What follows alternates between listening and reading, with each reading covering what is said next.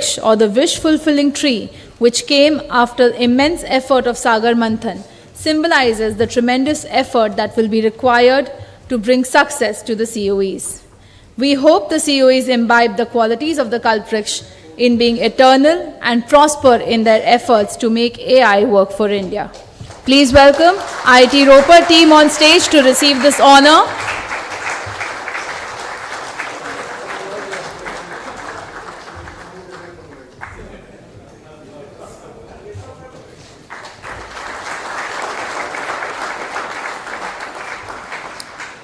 I now invite IIT Kanpur team on stage to accept the ceremonial plaque.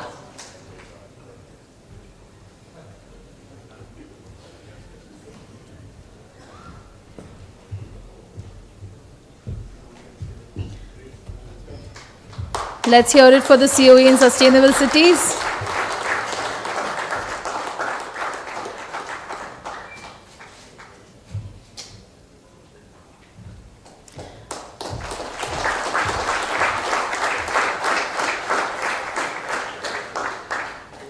I now invite the AIMS Delhi and IIT Delhi team on stage to receive this honor from Honorable Minister, sir.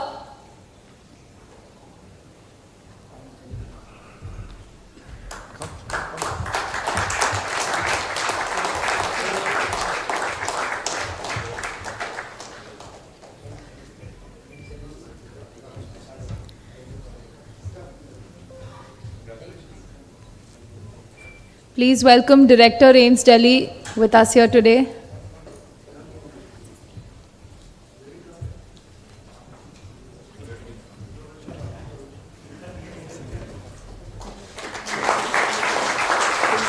I already said it now.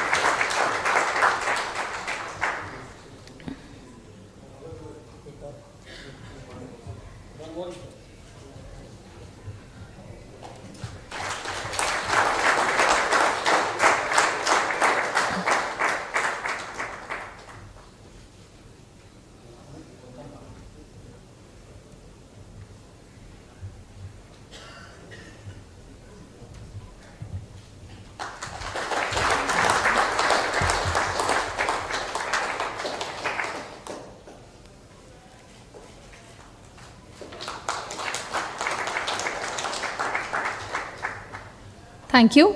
I once again congratulate all the teams and their consortium partners on being selected to lead the Centers of Excellence in AI.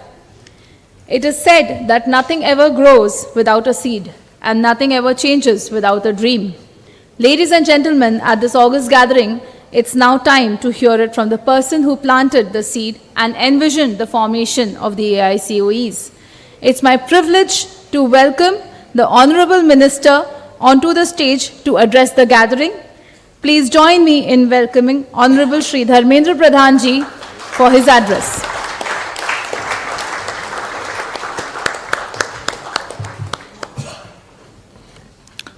नमस्कार। इस मंच में उपस्थित भारत सरकार के शिक्षा सचिव आदरणीय संजय मूर्ति जी, हम सभी के बीच में अपेक्स कमेटी के प्रमुख भूमिका निभाने वाले आदरणीय श्रीधर बेम्बू जी, NETF के चेयरमैन आदरणीय अनिल सहस्रबुद्धे जी, अपेक्स कमेटी की आदरणीय सदस्य राजन आनंदन जी, श्रीकांत नदमुनि जी, डॉक्टर प्रवीण पंकजसन जी तथा इस कार्यक्रम में उपस्थित अलग अलग कंसोर्शियम की इंस्टीट्यूशन मेंबर्स, शिक्षा तथा चिकित्सा और टेक्नोलॉजी की दुनिया की कई आदरणीय महानुभव, पत्रकार साथीगण, पुष्पेंद्र जी, मैं आज सुबह भैंस की दही खा के आया हूं और मैं आपको आज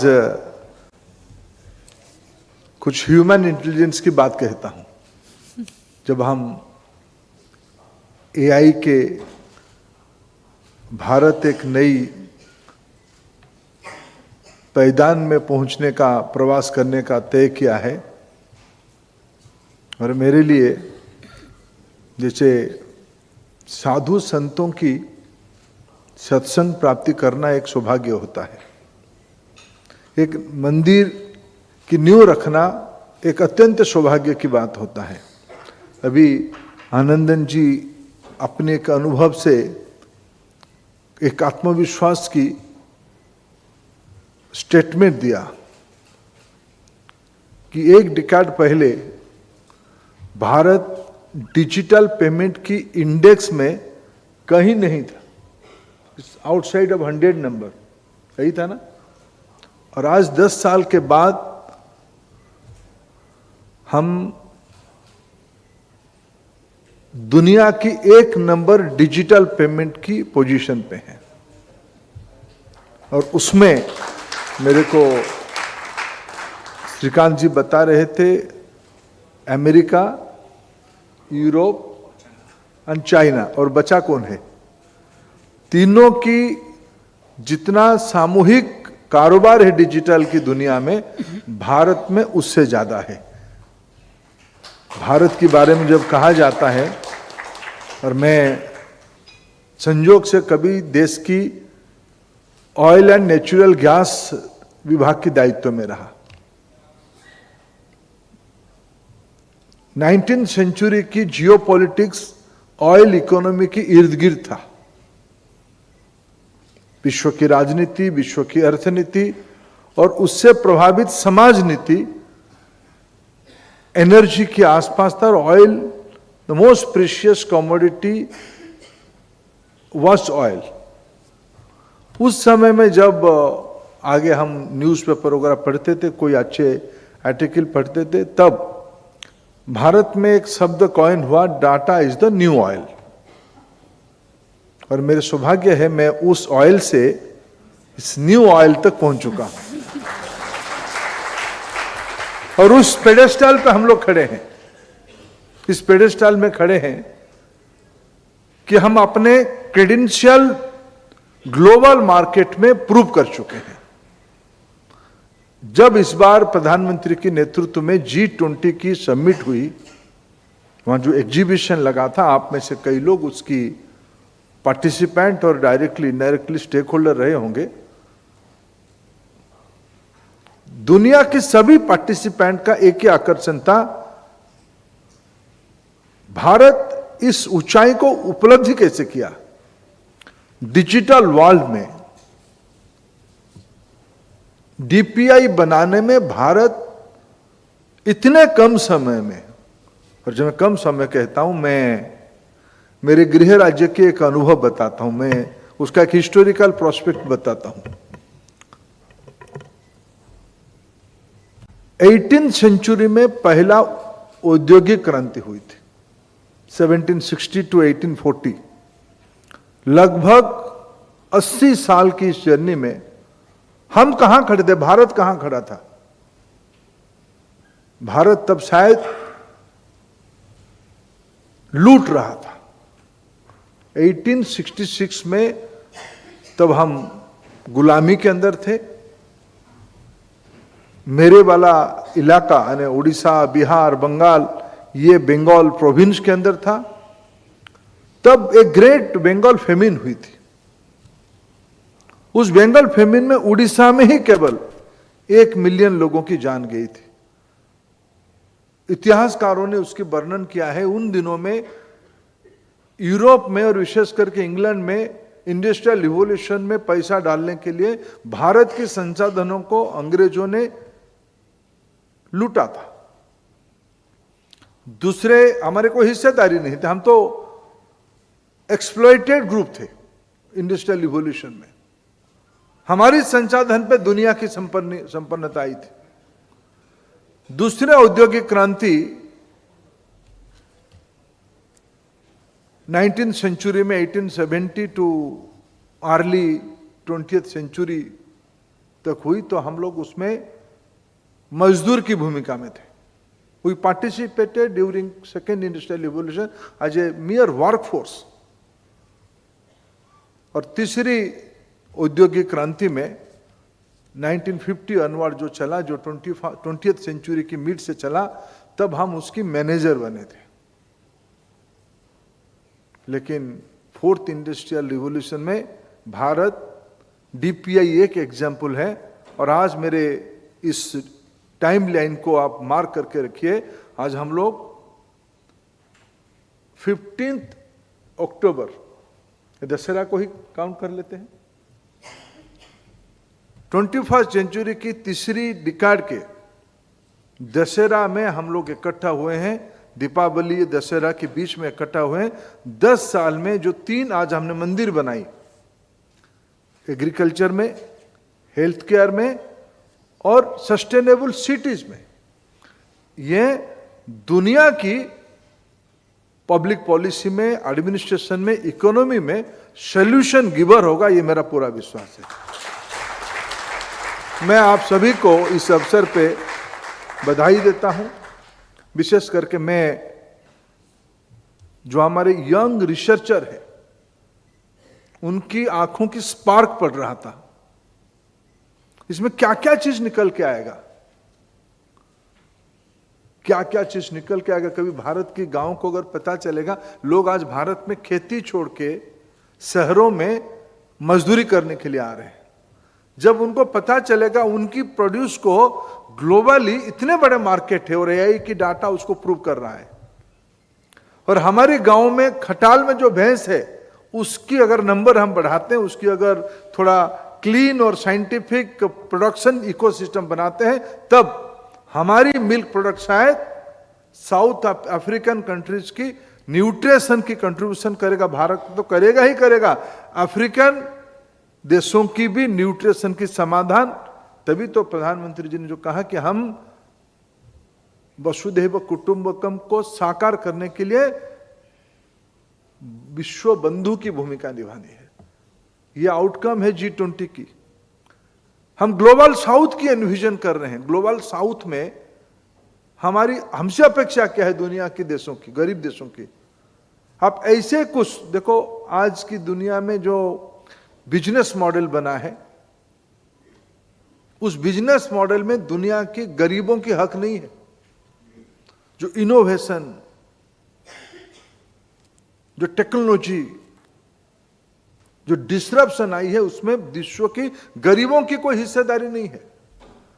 भारत सदैव, हम तो विद्या को कभी कमर्शियलाइजेशन की दृष्टि से देखा ही नहीं। विद्यादानम श्रेष्ठ, ऐसे हमने मानने वाले लोग हैं। आज जो नॉलेज परस्यूट आज हो रहा है, इसमें भारत की अर्थनीति, भारत की सामाजिक व्यवस्था, विशेष करके नई पीढ़ी को रोजगार दिलवाना, और एआई तो नया नया कल्पना लेके आ रहा है। उस कल्पना में हम यहीं बैठ के, मैं हेल्थ केयर की मॉडल को समझ रहा था। उस हेल्थ केयर मॉडल में आपने सही कहा कि हमारी हाथ में जो मोबाइल टेलीफोन है, उसमें क्या फीचर है हमें भी मालूम नहीं है, अच्छे लोगों को मालूम नहीं है। लेकिन भारत में 100 करोड़ से ज्यादा स्मार्टफोन हो जाएगा। आज संजोग से मोबाइल कांग्रेस हो रहा है देश में, आज मोबाइल कांग्रेस हो रहा है। उस मोबाइल कांग्रेस में जो मोबाइल की रिवॉल्यूशन हुआ है देश में, और नए सस्ते अफोर्डेबल नए स्मार्टफोन आएंगे, उसमें चलेगा क्या? ये हम तीनों की मंदिर से निकलने वाले जो प्रसाद निकलेगा, लोक कल्याण की नया आयाम उसमें से जुड़ेगी। और इसकी काम, हमें कोई कंफ्यूजन नहीं है कि इंडियन हायर एजुकेशन इंस्टीट्यूशंस, तो सेंट्रली फंडेड इंस्टीट्यूशन हो, स्टेट फंडेड इंस्टीट्यूशन हो, या फिलैंथ्रोपिक ऑर्गेनाइजेशन से चलने वाले जो इंस्टीट्यूशन हो, उसमें टैलेंट की कोई कमी नहीं है। आज हमारी आवश्यकता है, मैं माननीय प्रधानमंत्री जी को फिर आज के अवसर पे देश की ओर से आभार प्रकट करता हूं। उन्होंने 2023-24 की फाइनेंशियल ईयर में, जब 23 फरवरी महीने में वित्त मंत्री जी ने बजट स्पीच दी थी, तब उन्होंने कहा था हम 1000 करोड़ रुपया की विनिमय में centre of excellence in 3 sector में बनाएंगे। जब हमारी टीम शिक्षा विभाग में बैठे, मेरे को पहला प्रेजेंटेशन दिए। आजकल तो नैक में थोड़ा इधर उधर हो जाने से 4 पैरवी आ जाता है, हमारी इंस्टीट्यूशन को क्यों छोड़ दिया आपने। तो मेरे मन में था कि ये ट्रांसपेरेंटली होगा कैसे, और विशेष करके विद्वानों में किसके पास ज्यादा बुद्धि है, इसको क्यों ना आकलन करेगा। ये बड़ा चैलेंज था, लेकिन मैं श्रीधर बेम्बुजी और उनकी पूरा टीम को आभार प्रकट करता हूं। हमारे डिपार्टमेंट के अधिकारियों को धन्यवाद देता हूं, संजय मूर्ति जी, सौम्या जी, विश्वजीत जी, सब कूल कीन लग के कम से कम हमारी समय में एक पारदर्शी तरीके से, और ये सिर्फ 6 इंस्टीट्यूशन नहीं है, 4 इंस्टीट्यूशन को आज हमने स्टेज पे बुलाया। AIIMS Delhi, IIT Delhi, Kanpur IIT और रोपर आईआईटी, शायद इसके साथ मिलाएं तो अराउंड मोर देन 50 इंस्टीट्यूशन है। आप सब लोग उसकी स्पोक बन जाओगे, और उसमें मैं कैसे सपना देखता हूं, मेरे इंटरेस्ट क्या है, उसमें ये 3 सेंटर एक नई प्रकार की स्टार्टअप इकोसिस्टम को बनाएगी। ये सेंटर ऑफ एक्सीलेंस हजारों नई पीढ़ी की सामान्य लड़कों को बिलियनर बनाने के सपना दिखाएगी। मैं कुछ दिन पहले आईआईटी गांधीनगर की रिसर्च पार्क में गया था। मैं एक दिव्यांग भाई को वहां देखा, दिव्यांग यंगस्टर्स को वहां देखा। उन्होंने एआई की एक छोटी सी मॉडल हमको दिखाया था। उसमें खड़गपुर आईआईटी का वो स्टूडेंट था, रहने वाला पूर्वांचल के था, उत्तर प्रदेश की, शायद इलाहाबाद की तरफ का कहीं का था, लेकिन रिसर्च पार्क आईआईटी गांधीनगर में वो काम किया। उसकी प्रोडक्ट क्या था? यूजुअली हमारे देश में आज कोई इनोवेशन टेक्नोलॉजी की बात कहा जाएगा तो कोई मशीन टूल के बारे में और ज्यादा से ज्यादा कोई सॉफ्टवेयर डेवलपमेंट के बारे में लोगों की सोच पहुंच पा रही है। उन्होंने एक मोबाइल फोन साइज की डिवाइस इनोवेट किया था। उस मशीन में कोई वेजिटेबल, कोई फ्रूट के ऊपर उसको थोड़ा स्कैनिंग करेंगे तो उसमें डाटा प्रोसेसिंग होकर उसको बताएगा उस फ्रूट की और वेजिटेबल की क्वालिटी क्या है। मैं उसको पूछा इसकी एप्लीकेशंस क्या होगा। बोले बड़े बड़े मंडियों में क्वालिटी और वेजिटेबल और फ्रूट्स को चेक करने के लिए ये एक प्रकार से मदद करेगी, टेस्टिंग करने के लिए मदद करेगी। मित्रों, हमारी देश में नई पीढ़ी के पास कल्पता की कभी कमी नहीं था। इसीलिए रिसर्च, इनोवेशन, नई टेक्नोलॉजी बनाना और अफोर्डेबिलिटी के साथ बनाना, लोक कल्याण के लिए बनाना, ये हमारे देश की परंपरा रही है, ये हमारी मिशन है। इसीलिए मैंने कहा कि मेरे लिए आज ये जो कार्यक्रम हो रहा है ये एक अत्यंत उच्च कोटि की संत समाजों की समागम जैसे मेरे लिए समान है। जेंटलमैन नोबेल लॉरेट की कॉन्फ्रेंस में इसको मानता हूं।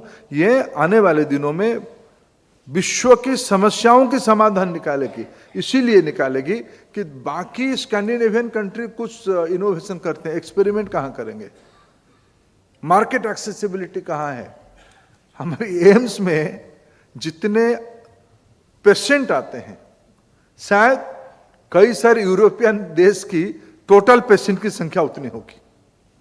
भले वो लैब से निकाल कुछ दे, लेकिन उसकी सक्सेसफुल क्लिनिकल एक्सपेरिमेंट कहां होगी?